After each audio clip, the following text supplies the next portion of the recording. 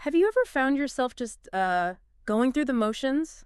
Feeling busy, maybe, but not really getting anywhere? Yeah, like you're pulled in a million directions. Exactly. Or just feeling a bit off balance, wishing you had a clearer picture of things. It's super common, that feeling.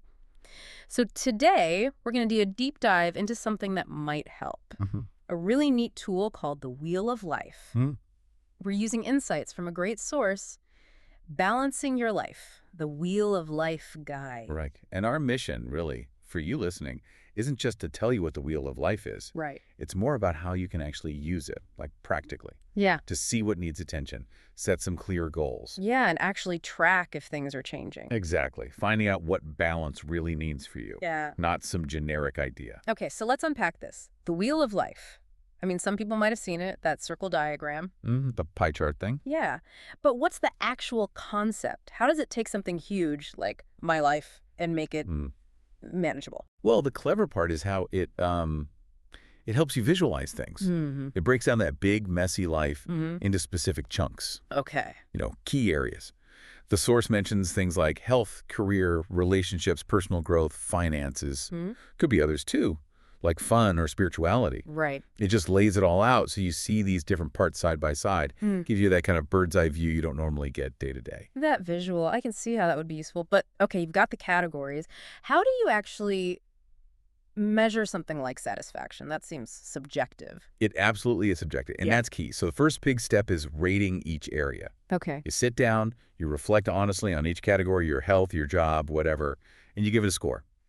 Usually it's 1 to 10. 1 being? Like really not satisfied at all. 10 is feeling fully satisfied, like things are great in that area. And the source stresses this. It's your personal feeling, not what anyone else thinks. Just being honest with yourself in that moment. Sometimes just thinking about the score is where the insight starts. Yeah, I bet. That forced honesty. So, okay, you've got these scores. Then you move to identifying imbalances, right? What does that mean? Seeing the low scores pop out. Pretty much. Those lower numbers are like little flags saying, hey, maybe look over here. Right. It shows you where your current reality isn't quite matching up with what you want, satisfaction-wise. And what's cool is how fast it can point you towards where your energy might be best spent. Instead of just feeling vaguely blah, you see, relationships is a 3. Okay, that gives you focus. It really does. It brings this almost diagnostic clarity. Sure. But you raised a good point earlier. You don't want to just focus on the low scores, right? Yeah, you could end up neglecting the good stuff. Exactly. It's about the whole picture, which leads nicely into the next step. Which is setting actionable goals. Makes sense. You've identified the area. Now what are you going to do about it? Precisely. And the key word there is actionable, not just, I want to be happier in my career. Right, that's too vague. Totally. It needs to be specific, measurable. Like, if career is low because you feel stagnant, the goal might be take 1 online course related to my field this quarter, or have coffee with 1 new industry contact each month. Okay, concrete things. Yes. That's what turns the insight into actual change. The source really emphasizes this specificity. It's how you make real, tangible progress. And you might set goals for high-scoring areas, too, like maintain my fitness level. Keep the good things good. I like that. So plan in place, actions happening. What's the last step? Tracking your progress. This isn't a one-and-done kind of thing. Right, life changes. Constantly. So you need to revisit the wheel. Maybe once a month, maybe quarterly, whatever feels right for you. And why is that so important, just to see if the numbers went up? Well, partly, yeah, that's motivating. But it's also about checking if your actions are actually working. Okay. Course correction. Exactly. Maybe that goal you set wasn't realistic, or maybe something else came up. Life happens. So you look at the wheel again, see how things have shifted, and adjust your plan. It's like navigating. Yeah. You keep checking the map and making adjustments. It's a continuous loop. Self-awareness, action, review, adjust. You got it. Yeah. It's a journey, not a destination kind of tool. Okay. This is making sense conceptually, but let's make it really concrete. The source has a practical example, right? Using health. Yeah, it's a good one. Let's walk through it. So imagine someone does their wheel, and health comes out as a 4 out of 10. Pretty low. Okay. Needs attention. Right. And they think, why? And realize, well, I hardly ever exercise and my diet's kind of rubbish. Sounds familiar to many, I'm sure. Probably. So that's identifying the area. Next, setting a goal. They decide they want to get that score to a 6 in the next month. Specific target. Yep. And the actionable part is, I'm going to exercise 3 times a week And I'll cook healthy meals at home 5 nights a week. Very clear. So then they just do it. Then comes taking action. They actually schedule the exercise, plan the meals, go shopping. They implement the plan. Right.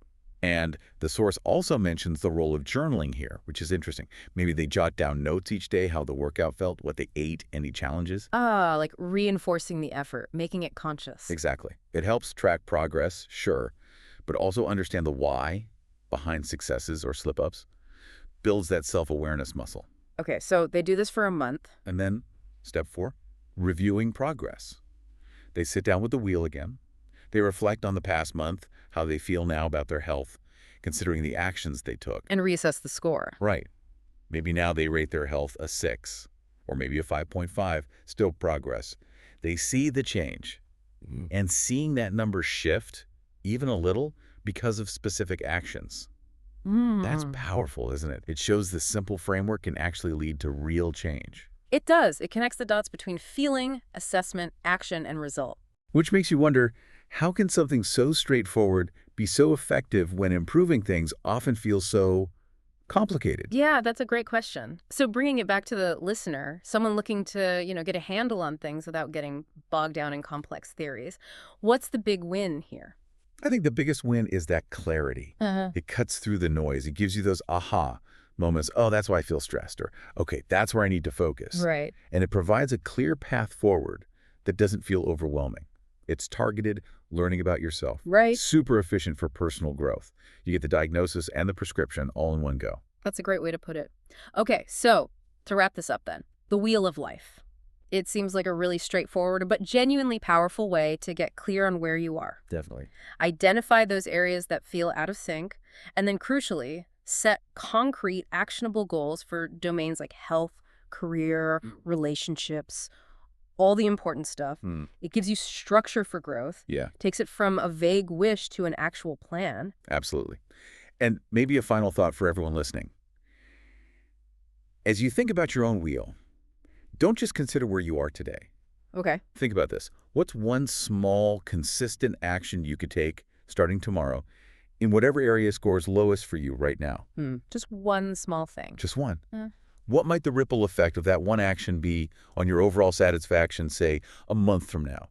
How could focusing on that one slice start to shift your whole perspective on what balance feels like? And where might that momentum take you next?